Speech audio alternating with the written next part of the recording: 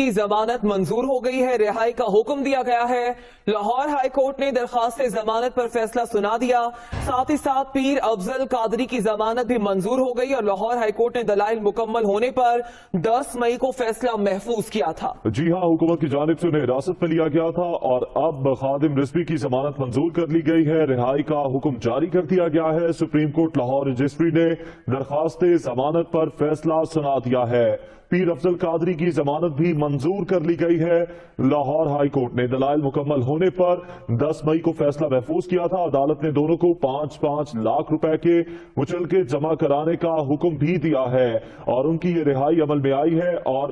Supreme court Lahore registry نے درخواست ضمانت پر یہ فیصلہ سنا دیا ہے، جس کی مزید تفصیلات جانیں گے نمائندہ دنیا نیوز محمد اشفاق سے۔ اشفاق، بتائیے گا رہائی کا حکم دے دیا گیا ہے دونوں رہنماؤں کی؟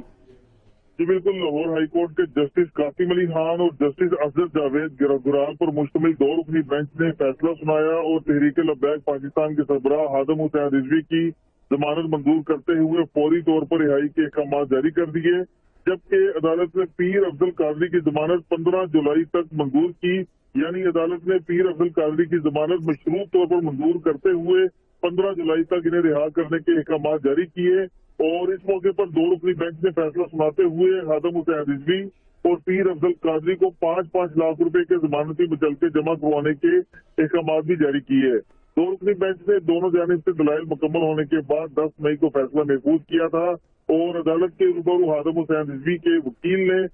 تحریری طور پر یہ معافی بھی مانگی تھی اور یہ کہا تھا کہ آئندہ اس طرح کی بیان بازی نہیں ہوگی، جس پر 2 رکنی بینچ نے 10 مئی کو محفوظ فیصلہ آج سنا دیا ہے اور دونوں رہنماؤں کی ضمانتیں منظور کرتے ہوئے انہیں رہا کرنے کے احکامات جاری کر دیے ہیں۔ ٹھیک ہے، رہائی کے احکامات جاری کر دیے گئے ہیں۔ بہت شکریہ تفصیلاً اپڈیٹ کرنے کا محمد اشفاق۔